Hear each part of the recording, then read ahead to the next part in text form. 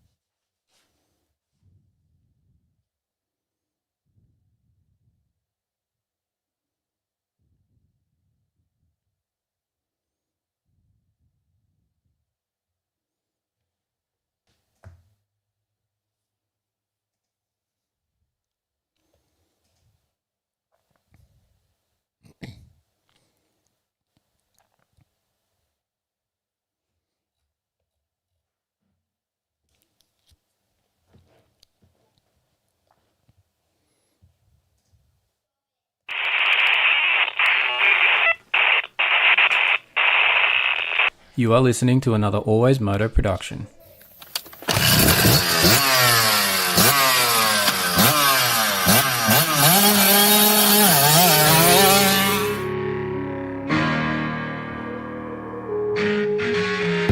The AlwaysMoto podcast with your host, David Hogan.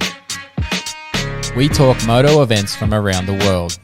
All the injuries, all the training ins and outs, the bikes, parts and gear inspections. The results, we interview your favourite riders. It's the AlwaysMoto podcast. We occasionally have some coarse language and the odd stuff up along the way. If you don't like it or you don't agree with us, turn it off right now. I'd like to remind you that he is not a doctor.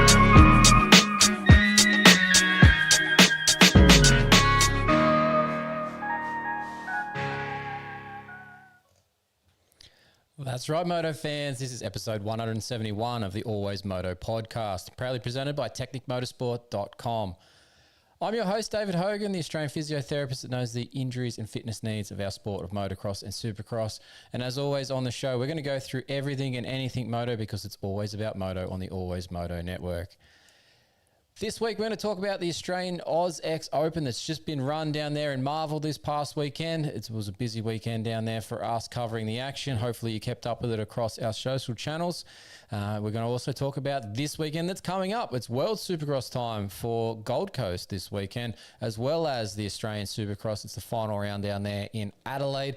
We'll touch on where the championship is for the Australian Supercross side of things. Unfortunately, we can't be in two places at once, so we're going to head to Gold Coast this weekend and check out World Supercross. We've done 4 rounds of the Australian Supercross, so it's time we're going to check in and catch up with our world counterparts and see what's going on in that side of the scene for the Supercross and the off-season races that are on right now.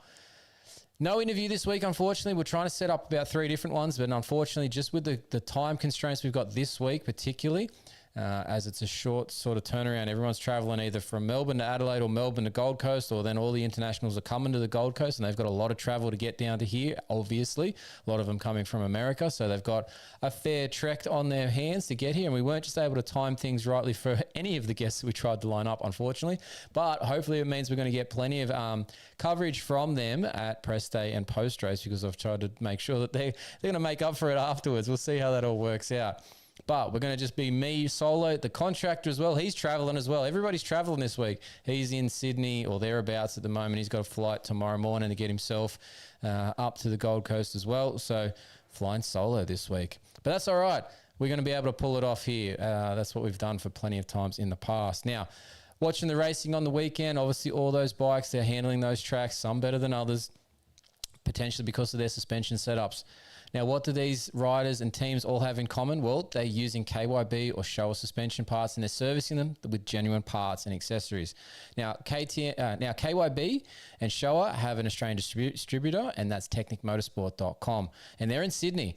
So why would you use non-genuine seals, wipers, bushes, and other consumables when these genuine parts are generally available right now from the technicmotorsport.com website, and you can get them shipped to you basically the next day? These parts, they perform better and they are easily available via that technicmotorsport.com website. If you're international, that's okay. They have a currency converter on their website. They ship daily with DHL and they ship to most countries. So technicmotorsport.com is your place to go for all your suspension needs. So check it out. All right, don't forget our other sponsors as well. Of course, we've got Technic Motorsport, we just mentioned. We've got Duramoose on board. Messaged Peter the other day. We're going to try and set up a podcast for next week so that we can get that done and get you that inspection article and stuff out as well. Got them on the Sherco now. They're performing really nicely. Had a ride the other day to test and take some photos.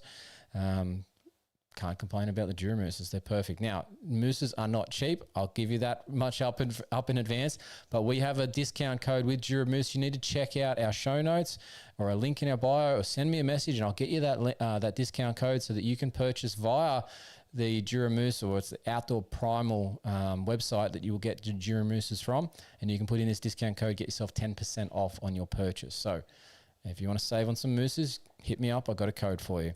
Don't forget pivotpegs.com as well. Those pegs that pivot around under your feet and make it so your boots soles don't wear out so quick and make it easy on your riding. Check out Pivot Pegs. I've got them on the Sherco. They're well worth having. Competitive Edge Performance, they're your training performance edge as well. And Tech 167 3D printing, they make cool stuff for your bike and your servicing. They've got heaps of cool stuff. They're always adding to the products. Joel there at Tech 167, he's a mechanic. He's in the trenches working away all the time. He's coming up with new ways to hold tools, hold different pieces as he's trying to undo it, make his life easier. He's printing these things up. He's got some very cool pieces that he can customize as well. He's done some nice pieces with our AlwaysMoto logo just printed into them, which is super cool. Nothing like having your race number or your name or your logo, like the AlwaysMoto logo, on your own piece of equipment. One, it means that you know it's yours, but two, it's just a personal touch. It's awesome.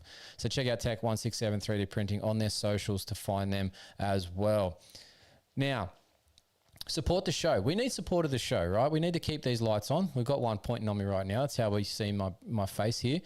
But we've got these AlwaysMoto t-shirts. They are $25 plus postage and handling. So they generally work out about $37 to you. That's Australian dollars. We'll get that sent out to you. But you need to email me at info@alwaysmoto.com. Put t-shirt order in the subject line and we will get you a t-shirt sent out ASAP. The payment's via PayPal. Now, if you don't want a t-shirt, that's okay. You can just send us a donation via our PayPal account. That link, as well as all those other supporters that we just mentioned there, and those discount codes that go along with some of those sites, are available in those show notes. So check out that for the PayPal link and you can donate direct there.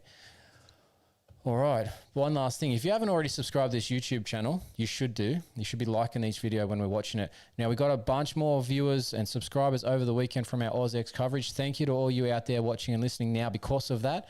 Appreciate your support. Hopefully you can stick around and see what we're going to do for the next few weeks here, as well as not just our World Supercross coverage, but we've got other things in the works here, from inspection articles, and then obviously we'll have our shows that we do, our emergency department shows that we do throughout the AMA. Obviously we're not at the AMA events every weekend.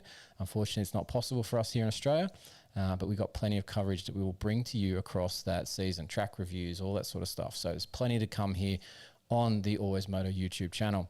All right, let's get into the main part of the show. Enough with that intro stuff.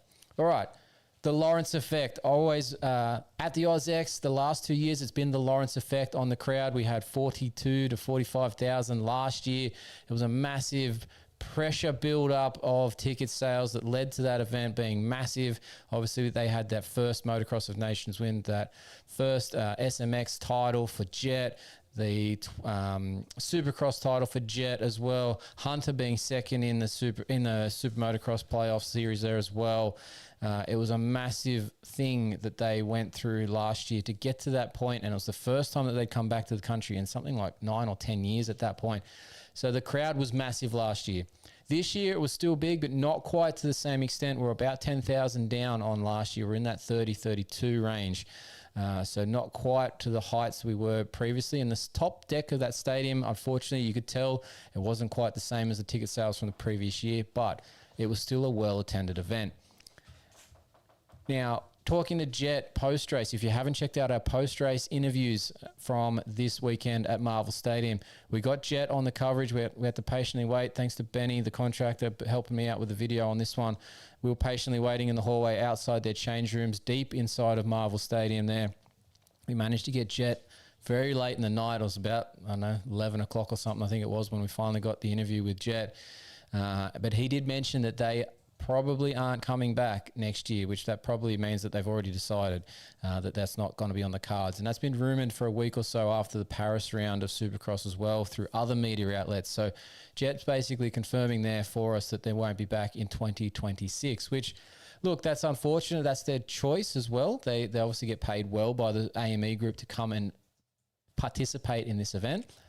But you can't do it every year. They need to take a break at some point, and that's fair on their side of things. They're paying attention to their bodies and their travel schedules and all that sort of stuff. They need to be able to keep their, as Jet said, he's got a 5-year contract that he's just signed with Honda, that he needs to be able to fulfill those obligations first and foremost. So he needs to do that to the best of his ability. And sometimes, essentially going to these overseas races, which now, because much as it's coming back to Australia is his home, it's an overseas race from there where they're living at the present, and that starts to burn the candle at both ends for them. So they can't do that all the time. So that will mean that next year, I'm curious as to what that effect has, that Lawrence effect that we've had for the crowd and the ticket sales recently, what that will happen in 2026. My thoughts are that if they don't get a number of big names to fill the void of the Lawrences, we will not see that crowd attendance number anywhere near what it's been in these past 2 seasons.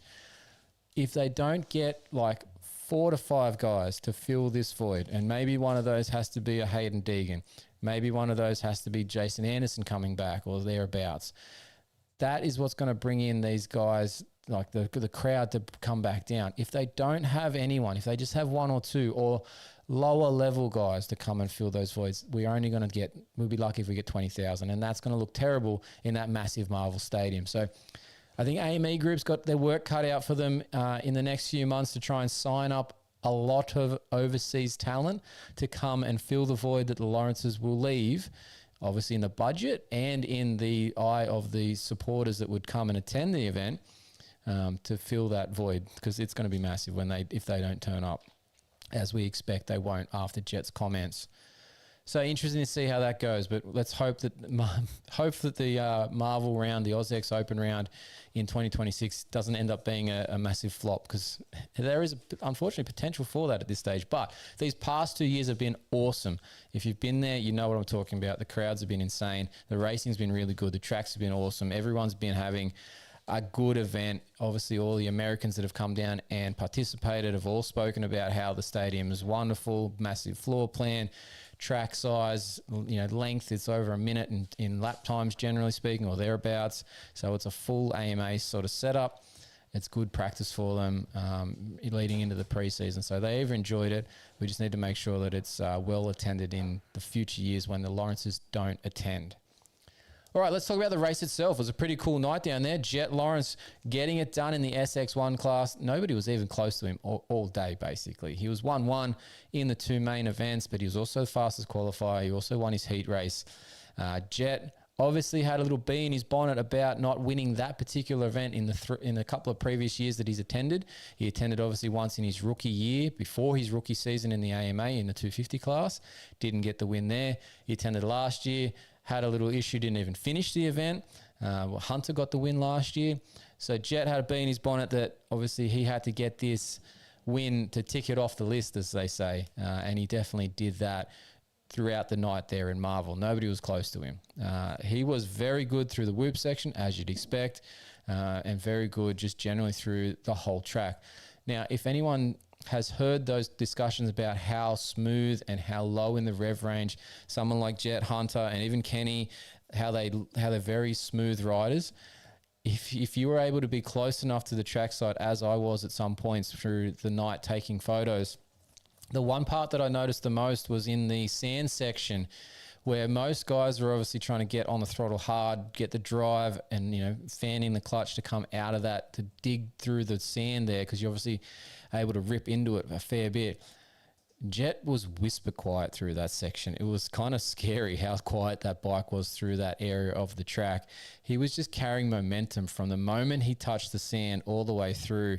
No major jerky movements of anything. Clutch, throttle, body position, bike angle, nothing. It was just all smooth most of the laps. Not every lap was perfect, but the most of the laps that I was standing there, you could barely tell he went through that section. So that was really, really impressive. From Hunter's side of things, he didn't quite have the good night and a repeat of the previous year. He did have a bad start in the first main event and took his time to work through. Had an average start in the second one. Had a bit of a run there with Mossy, who was on fire for the evening, getting good starts and then running up front. But Hunter managed to work his way safely past him and end up third on the night, because Dean Wilson actually got a better run in the first moto over Hunter that gave him the edge for the podium. So it was a Jet, Dino, and Hunter Lawrence, the top three in SX1. In SX2, it was a bit of a turn-up. We've had very much a run of Lux Turner from the start of the SX2 class in Australian Supercross. Unfortunately for Lux, he didn't make it out of the first qualifying session. We'll talk about that in a second, but for the night, the win went to Cole Thompson, the man who's been flown in for a couple of rounds here. Only the 2 rounds here by Empire Kawasaki. He did the Cronulla round, had one little issue in that probably affected him getting on the podium at Cronulla, but he made up for it in spades in Melbourne and got his second win in Australia. It's been quite a few years between. Again, we spoke to Cole afterwards on our post-race. I think he said it was back in 2022 with Serco Yamaha that he got his first win in the SX2 class. And then he's had nothing but seconds and thirds ever since, pretty much. And so this was a nice one for him to tick off. Probably Australia's biggest Supercross race, being Marvel Stadium. And he got the job done there with a 1-3 score. So good night for Cole Thompson. We also had Shane McElrath with a bit of a rebound in the second motor there after a horrible start in the first one to take the win there. He went 4-1 on the night, and then Ryder Kingsford was in there as well on third, and taking over the points lead there was Ryder Kingsford with his Yamaha there. In the SX3 class, again, another bit of an issue. We'll talk about Cade Kingsford in a second here as well, but he wasn't able to finish out the main event. But Ryder Malinowski was the man in SX3 at this particular round. He was obviously carrying the momentum from Cronulla that he gained by taking the win there. He also got the win here in Marvel. He got a really good start when it counted in the main event, and he led every lap and just took this one all the way to the end. I think some of the videos that I've seen of Ryder Malinowski over the gap, over the break where he was training at Club MX, obviously with his Club MX teammates there ahead of the 2026 AMA season, I think that gave him a lot of confidence and a lot of intensity that he might have been lacking, and just focused in on obviously the starts. The starts were where he's lacked in those other results where he got bad starts in Redcliffe and then one poor result there. But after all said and done, leaving Melbourne, as we worked out on the post-race show, Ryder Malinowski is your points leader by 3 points in the SX3 class. So let's pull those scores up now. I'm going to just switch our screens over here for a second. So we're going to get these up. Now, this is our SX1 point score for the championship here, as you can see on screen. Dean Wilson is leading this one. Now, Dino is basically 8 points from wrapping this up. So if he scores... if he pretty much makes the first main event in Adelaide, he is your SX1 champion. But as we're going to say here, it's never over till it's over in Supercross, because as you'll find out in the other classes, things changed quickly. So Cedric Subaros is in second here, and I think he's, after speaking to him as well post-race, he's happy but not stoked on his performance, but he's still getting used to and familiar with won the Honda Australia setup, and also all of our venues, tracks, travel schedules, all that sort of stuff.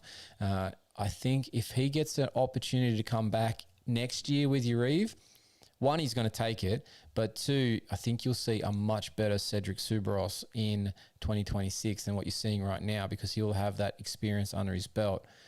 But the man that's the talking point here that I want to really raise, because it's pretty cool. Privateer Hayden Melross is currently third in the championship for SX1. He's had some phenomenal rides throughout the early part of the season. He's been on the podium at Redcliffe, and he's leading that, like he's third. He's the first privateer, so he's leading that privateer cup that they've got going on for the Australian Supercross by a hell of a long way.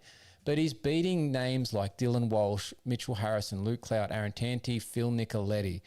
Those guys are all on factory bikes here in Australia, and he is not, and he is in front of them all. So, and he's got a reasonable gap over fourth place Dylan Walsh. So, well done, Hayden Melross, mate. You're doing an awesome job. Hopefully you can get two more solid motos here in Adelaide this weekend and hold on to that third place, because that would be something really cool to you've come back from a few injuries recently. You made your way back into it with your family and everything. This would be a nice one to tick things off. So well done there, Hayden Melross. All right, let's flip over to, we'll just get the mouse to catch up to us, SX2 point scores. As you can see, Lux Turner, no longer your points leader. He missed out. He had a big crash in that first qualifying, as we alluded to earlier. I walked back into the stadium after being out at the Stephen Gore book launch, and as I walked into the stadium, all I could see was this Yamaha hanging from the netting at the end of the whoop section. I thought, that can't be good. And then, yeah, sure enough, you see Lux Turner getting up and getting assisted by the medics out of the venue, holding both wrists. Things didn't turn out well. We talked to him post-race as well on our interviews. He has confirmed as well since that point that he did, in fact, break his right wrist and just sprained his left. So luckily for him, he'll be able to at least figure out to wipe his own butt, because if you have both of them in cast, it's a little bit interesting to try and get those hands back there. But anyway, hopefully things are okay in that side of things for him. But he is now out of this championship, despite leading it quite comfortably leading into round 4. So with that shake-up in the points, Lux still, even though missing that complete round there, he's still currently in third, but he's probably going to drop out of that position by the end of Adelaide. Reece Budd's nipping at his heels there in fourth, so is Wilson Todd. But Wilson had his own issues there with some foot or toe breaks that happened for him, so he had a rough night as well, Wilson Todd. Now, back at the top of this SX1 is Ryder Kingsford. Now, he has got a 12-point gap over local South Australian this weekend, Alex Larwood there on the Honda. So if you remember, Alex Larwood had a really good year a really good race, I should say, in Adelaide last year. Obviously had a lot of hometown support, found his way onto the podium there. I dare say he'll be looking to do similar this year down there in Adelaide, and that might be enough to haul back in that 12-point gap. But Ryder Kingsford has to play this smart this weekend. One, obviously, this smaller track there in Adelaide, they've both got to make sure they make the main event and get a reasonable start, and then things should play out from there. So we'll see how that plays out. But that class is going to be interesting to watch on Saturday night in Adelaide to see who gets the job done. At the moment, it's Kingsford over Larwood over Turner, but like we said, Turner's probably going to drop out. Reece Budd might be the chance to get into third in this championship, which would be a massive confidence boost for him. Again, spoke to him after the race. He led some laps there in that first moto in Marvel after a great start and started to look a bit like the Reece Budd of old, which was good to see after a few issues, a few rough seasons with injury, team changes. He seemed to have found himself a bit of a home finally with Empire Kawasaki. Hopefully, he can finish this out in Adelaide and get himself into that third in the championship. All right, SX3 side of things, let's touch into it as well while we're here. Again, massive change in the point standings. Cade Kingsford came in with a massive points gap over Ryder Malinowski and Jack Devson. But again, an issue in the main event saw Cade Kingsford DNF. Now, I've checked in with Cade this week, today actually, and he's confirmed that he will be racing in Adelaide. As per the message I've got on my phone in my Instagram DMs, Cade is racing Adelaide. So hopefully that's good for him. Hopefully that means that he's A-OK. There's nothing broken. Hopefully he can ride at 100 or close to 100%, because it'd be disappointing if he's just out there trying to, salvage some points, considering the season he's had so far. But at this point, he has lost 6 points in this championship to Ryder Malinowski. Ryder Malinowski is now your red plate holder heading into Adelaide. Jack Devson is in second, 3 points back on that Husqvarna, the 254. But then Cade Kingsford, 72. He's actually tied with Jet Alsop, his teammate on the Honda there, for third in the championship. So those top four, anyone in that top four from Alsop, Kingsford, Devson and Malinowski are in a chance to win this. But it is a single main event for them. So one race to win it all, basically. And, yeah, look, Malinowski's got the upper hand at this stage. But if he finishes second, he's got this done. So he needs to finish second. Doesn't have to win. He can finish second to Devson, or he can finish third to Kingsford if Kingsford wins. So he's got a little bit of breathing room, but very minor. So that's going to be interesting to watch as well. Now, while we're here, let's flip over to the 85cc Cup. There's only one man to really talk about in this one, and that's Blake Bohannon. The kid has won all 4 motos easily. He's whole shot. He's led all the laps pretty much, I think, if not all of them. He's actually, with only one race to go, he's already won the title by the point scores there. He's 30 points up, and you can only get 25 for a race win. So he will be the 85cc Cup champ. So well done to Yamaha mounted Blake Bohannon. Awesome ride.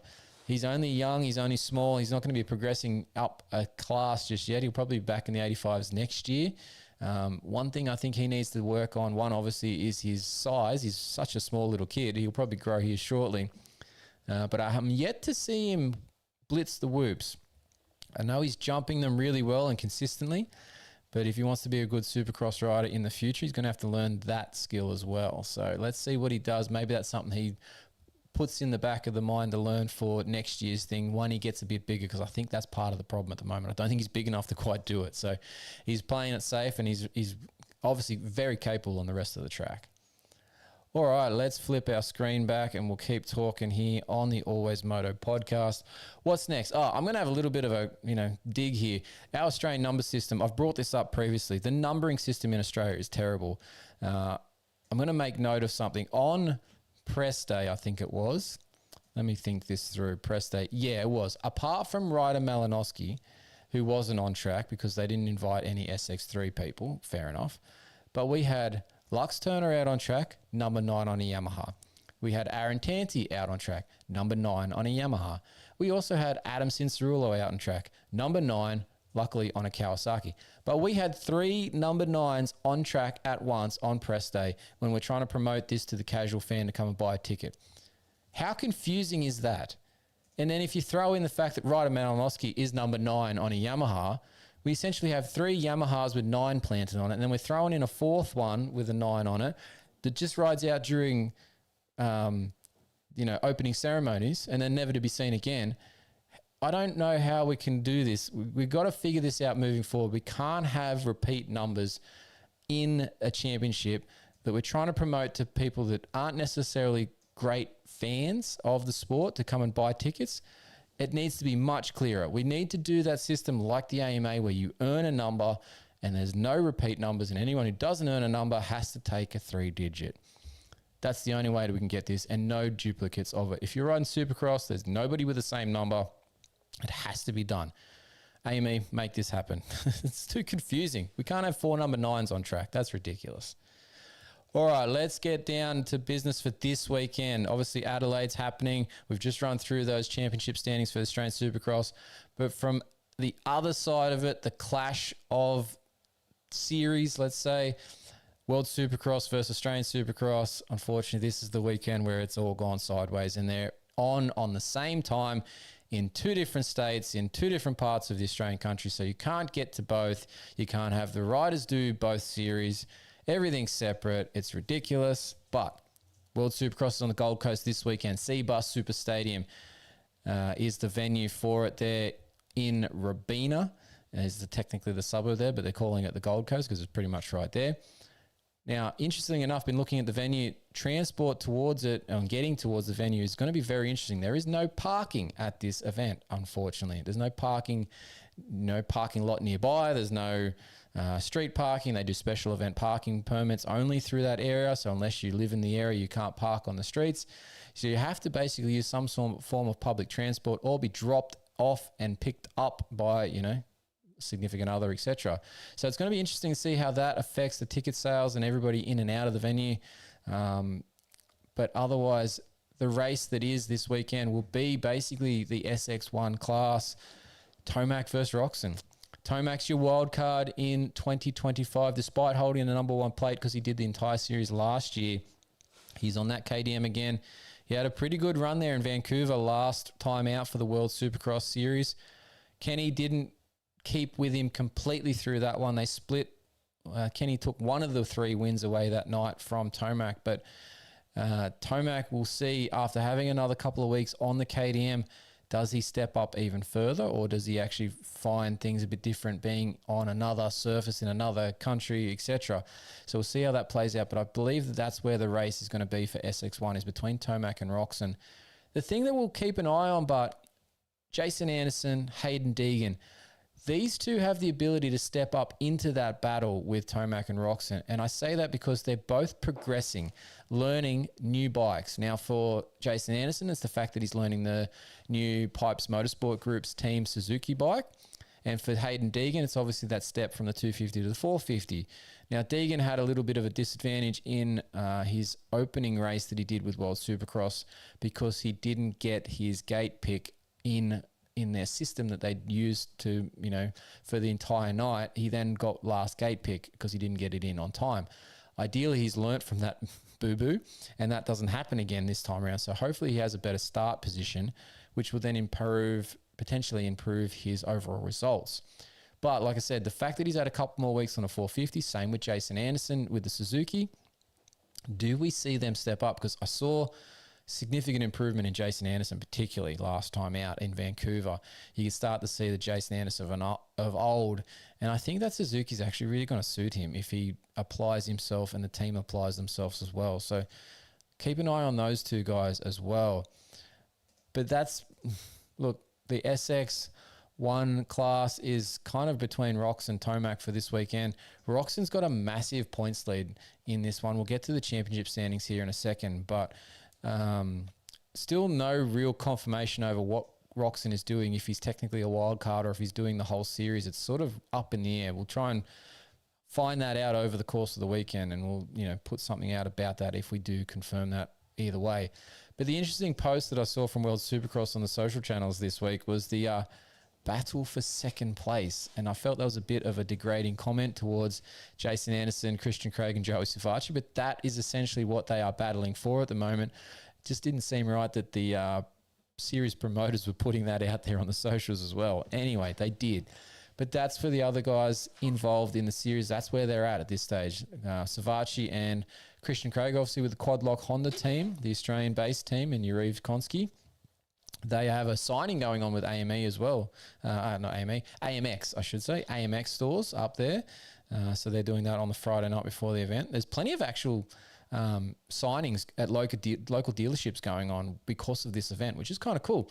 I've been a part of some of those in the States, and those are actually really good nights. You get a chance to get up close and personal, meet the riders, get things signed. They have a bit more time than they do on the race days when they're doing signing lines. So if you're anywhere near any of those, you should go and check them out. They're actually a really good night.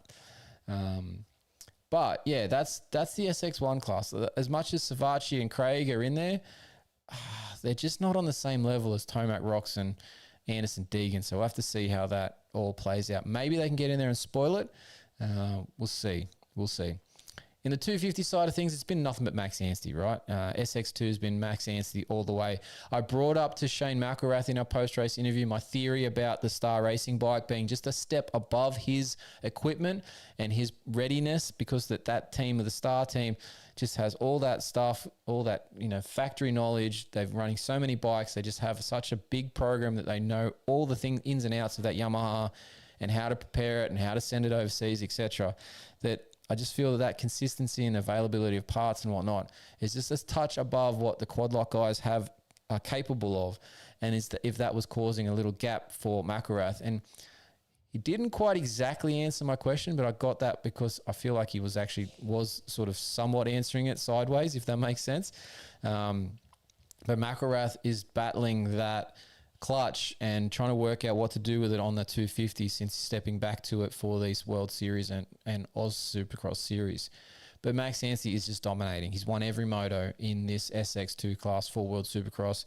So the question is, will he do the same thing here on the Gold Coast this weekend? I can't see why he wouldn't, is the short answer, right? Again, that star bike is so good off the start lines compared to the other bikes that he's racing. He's actually in a very good position. He's raced plenty of Australian Supercrosses before, obviously a couple of times Australian Supercross champion in the SX2 class with Urive. And just the fact that McElrath has just been so inconsistent recently. He might turn it around, and hopefully he does, but I just don't know if he's going to do enough to outdo Anstie in that Star Racing Yamaha. We'll see. Hopefully he does. Become quite a fan of Shane McElrath in recent weeks for his post-race interviews and time for us here on the AlwaysMoto podcast. He spots us coming and he even just walks over and starts talking to us about getting an interview done. So I really like I appreciate the fact that he's doing that for us. Not many riders do that. So yeah, really cool. Become a bit of a fan of him. As much as he does do the whole, praise the Lord when he starts his interviews, and not everyone is as, Christian as he is, or, believing in the faith as such. If you look past that, Shane's an awesome dude. So just think of it that way. In terms of other riders coming in, we were trying to get Caleb Barham on the show this weekend, the Aussie Supercross rider. He's actually wildcarding this weekend at the World Supercross, which is cool. I wasn't expecting too many people, if any, to be doing this, but he hasn't had, a stellar, let's say, Australian Supercross series. He's not in the championship points hunt, as we just discovered when we we're doing that points wrap-up there for the Oz series. So why not take a chance and jump in the World Supercross? Maybe you make a name for yourself. Maybe you get a whole shot, lead a couple laps. That opens a door or something somewhere for next year for him. So why not? He's a privateer. He gets to choose where he does and doesn't ride. Why not take a chance in World Supercross? So I'm very impressed that Caleb Barham is doing that. Hopefully we get a chance to talk to him on a post-race or something over the weekend. It'd be awesome to have him on our show, but awesome to see what he can do this weekend. All right, let's switch our camera screen over here. We're going to get our World Supercross screen up. So let's get this one back on here. Single man band here.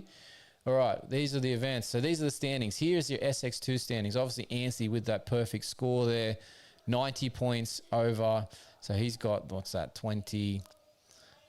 16 points over Cody Schock. Cody Schock's actually had a pretty good run here. Now, Cody is a chance at a podium and a win, and definitely a win. So is Enzo Lopes. So is Shane McElrath. So is Cole Thompson. So is Cullen Park. That top six, even Kyle Peters got in the mix at the last round. There is a chance that those from 2 to 7 there on the screen get in the mix for race wins and race podiums. But Anstie has been next level so far. So they're going to have to do something special to break that from Max. Or Max make his own mistake. But all of those guys there that we've just listed, they're capable. Obviously, Cole Thompson's coming off a massive confidence-boosting weekend from AUSXOpen. So maybe Cole's a sneaky pick here. He was very confident afterwards. He wants to go and get a win in World Supercross. Maybe this is the weekend because he's already been here for the week. He knows what to expect. He's already on the right time zones. Could be a good pick for this weekend. Keep an eye on that one. All right, if we scroll down a bit further, Michael Hicks is actually out this weekend. He was with the Stark team. He has been replaced. He's no longer with that team. And I can't remember the rider that's been replaced him by. No, sorry, not Michael Hicks. Lance Cobush, wrong Stark rider. Lance Cobush is out of the Stark team. So Michael Hicks is still there. Michael Hicks has been the best Stark rider so far. But they've replaced Lance Cobush with one of their previous riders who was with them for the UK Arena Cross. He's been on their Stark Files, a YouTube series. I just can't remember his name right this second, and I can't look it up while I've got too many things streaming. The internet everything will shut down, so we'll get to that later. So that's, we'll have to keep an eye on Michael Hicks. Hopefully the Stark guys have got something sorted out here and made some improvements, because so far, when we get down to it, their team championship in the World Supercross side of things, they are last, unfortunately. So, all right, we'll keep scrolling down. SX1, here is the leaders here. As you can see, Ken Roxon 20-point lead over Jason Anderson currently. Christian Craig's in third. Joe Savacci, Greg Aranda, Austin Politelli. We start from fifth down. We're starting to get out of the ability. Like you can see the points gap from there, from fourth, from 53 points down to 32. Henry Miller, we were talking to Henry this week, trying to get him on the show. He's actually basically going to be getting on a plane anytime soon, and he's not arriving until Friday morning. And he said he's basically going straight from the airport to a press event. So not sure exactly what that is. He said something in the desert. I haven't got any details on our media activities for this weekend in terms of schedules and where to be yet. Hopefully we'll get that tomorrow. And yeah, we'll go from there. But yeah, Henry coming in rather late to World Supercross on the Gold Coast from his base there in Texas. All right. So yeah, like I said, this championship basically is out there with Kenny at the moment, but whether he does all 5 rounds depends on whether he's going to be a champion or not. In terms of the team standings, Quadlock Honda's doing nicely there at the top, 4 points over Pipes Motorsport Group. Rick Ware's up there as well. They're doing quite nicely. But like I said, if we scroll down further, unfortunately, Stark is somewhat further back. They obviously missed a bunch with Vince Freeze in that opening race where he had the crash and then wasn't able to restart for the second moto, so completely got no points there. And then, yeah, they just haven't had a great run with all of their riders, hence probably why Lance Kobush, either he's injured or he's no longer with the team for other reasons. That wasn't quite clear that I read in that press release. So anyway, World Supercross, catch the fever. Now, what will the crowds be like this week? Obviously, we just said Marvel had a massive crowd last week, but this week being the AUSX Supercross in Adelaide that's partnered with the Supercars event, I don't know how well that's going to go from a pure Supercross fan going to it, or whether they've all decided to go to the Gold Coast. So I'm very curious to see how this date clash between these two series promoters, which I still feel is the dumbest thing ever, how that clash goes in terms of the crowd attendance for both venues. I feel like Australian Supercross will be okay because it's such a smaller venue and smaller grandstand, and they get the bump. The tickets cross over from Supercars to Supercross, so I feel like they'll be okay. Curious how World Supercross goes. Very, very curious how this one plays out. All right, that's our Supercross wrap. Let's talk about a couple other things here. One, part of Marvel on the weekend, we managed to get ourselves, there was another press event going on throughout the day. We managed to sneak out of the Marvel venue and up to the press event that was going on for Stephen Gall. Stephen Gall is a legend in the motocross series in Australia from a few years back, obviously, through that 80s, 90s period there, or early 90s, I should say.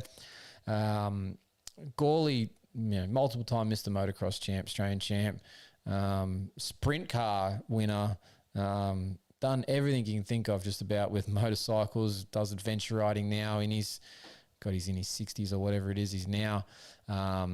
But yeah, Stephen Gall launched his book. They have a pre-sale that's going to go on very shortly. Now, the book itself is called No Easy Way, the Stephen Gall story. So that No Easy Way title is actually the website address as well. So it's www.noeasyway.com.au. Now, if you head to that website, you'll be able to purchase yourself or purchase the pre-sale of the book. The book itself, from what they said, isn't going to be available because it's not actually finished yet. They have done something like 13 or whatever chapters of 18 or whatever it was that they were getting to. But the pre-sale is to try and help guide the number of books that they'll print overall. Now, so that's important for Stephen. If you can get in there and if you want to buy one of his books, buy it during the pre-sale. So jump on that website, purchase it, and it will help him get more of these books printed, which will then help him in the overall sales and, marketing of it. So, and we've spoken with Stephen a little bit. We're going to get him on the podcast here at some point after this Supercross season to promote it.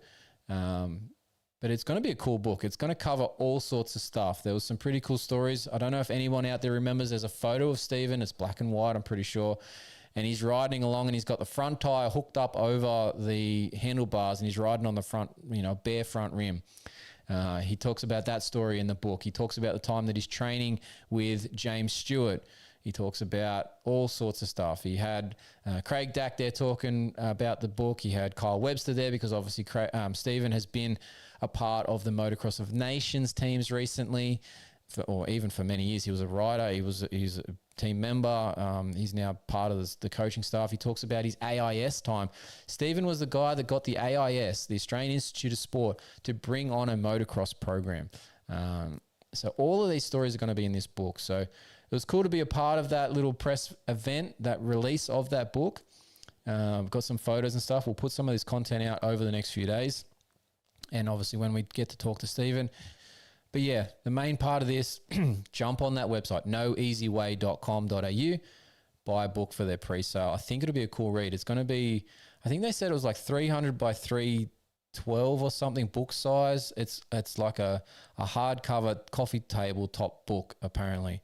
So not like a paperback. It's going to be a bit more of a sturdier construction, let's say. But there's going to be plenty of pictures in it. Obviously being motocross, there's plenty of pictures that are going to go along with this. So it's going to be an interesting book. I'm going to get myself one when it is out and about. All right. The last thing we're going to cover here, because actually two more things. I'm going to bring it up, even though the contractor's not here. One more thing promotion-wise. The Quadlock Black Friday sale is still going on. It's on until December 3rd. You can get 30% off. They asked me to plug it. I'm doing it. But mind you, there's plenty of cool stuff at Quadlock that you can get. So, cables, the covers, the locks for whatever mounting point you need, your handlebar, your steering wheel, your dash, whatever, off a drink bottle. They've got them. Check out Quadlock, Australia's website. You get that Black Friday sale. All right. While the contractor's not here, I'm going to make a little bit of fun of him. Well, actually, no, I'm not going to really do that. One, we got a photo. He's a massive AC fan. We got him a photo with AC and Marvel. He was stoked. Job done. But our championship picks is what I'm getting at here from before the Australian Supercross Series. Now, we had a bit of a shocker here with these picks, but some of them have come back around, surprisingly, from my side of things. Now, in the SX3, let's start there. Both of us picked Ryder Malinowski. Now, we were looking terrible. We're actually looking okay at the minute, but it's not done yet. So both of us have Ryder Malinowski for the championship. We've got fingers crossed that can come off. In the 250 class, the contractor picked Brodie Conley. Unfortunately, did one session and never rode again. So that's no good. Sorry, Benny. For my 250 pick, I picked Ryder Kingsford. Now, all of a sudden, I look like a genius, but it was not looking good there. Lux Turner was looking like the man for that particular class. So anyway, looks like I might be able to get 2 out of 3 here. In the 450 class, the contractor picked Mitchell Harrison. That has not gone like I thought it was. When I interviewed Mitchell Harrison at round 1 press day at Redcliffe, he was super confident, thought he was going to win, at least thought he was capable of winning. He hasn't even got on the podium, I don't think, which is shocking. But yeah, there's more in Mitchell Harrison than he's giving out at the moment. But from a championship point of view, not good for the contractor to pick Mitchell Harrison. For me, I picked Cedric Subaros. I'm second in championship, but we picked against Dino, both of us, because he was under the weather, or under a bit of an injury cloud coming into the series, and he's definitely not been that way. He almost got the wins there in Marvel as well, even with the Lawrences. He was well and truly in it. But yeah, he is the man. So unless something catastrophic happens to Dino in Adelaide before the main events, he's pretty much got it. So at best, I'm looking at 2 out of 3. At best, Benny's looking at 1 out of 3. So yeah, we both had shockers picking the championship picks. Benny, we didn't do a very good job there. But anyway, we've never really done a good job. All right, look, short show this weekend. We're going to finish it up there. We're going to carry on. Well, actually, let's quickly talk about the TV coverage and the weather for these weekend's races, and then we'll wrap it up.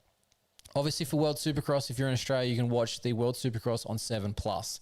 If you're international, you need to head to the worldsupercrosschampionship.com/watch. That will give you the how to watch in your region.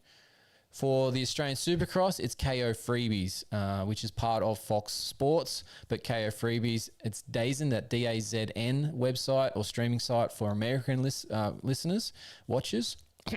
But you need to check out that again. Check out their website to find it, to make sure that you are watching from the right platform. But Aussie KO Freebies. The only thing about this weekend is I don't know how the KO Freebies is going to go for Sunday. I don't know if they're going to have it for the 85s and the SX3 class, which is Sunday's races. But SX2 and SX1 are on Saturday night. That will be broadcast on KO Freebies. So you have to check the others closer to the day as to whether they're going to have something on Sunday or not. Weather updates. Let's do Gold Coast first for World Supercross. Actually, Adelaide and Gold Coast, they're both outdoor venues, so there is potential for weather impacts here. For the Gold Coast, it is the most potential for weather. There is a chance of rain. It said something like 6 mil across the day when I checked the weather app earlier. That's not good signs. It's also between 22 and 27 degrees. There's 81% humidity, and the weather was basically across the entire day. The Gold Coast being northern part of Australia, not completely that far north, but northern, coastal, it's very much that tropical sort of weather. It'll be sunny and warm one minute and then it'll be pissing down rain the next. That's what they've been having this week so far. So their track build might be interesting this week as well. Not sure how well that's going so far. I haven't seen anything on that side of things just yet. But there is a potential for rain on race day in the Gold Coast, so bring your raincoat if you're heading out to Seabus Super Stadium.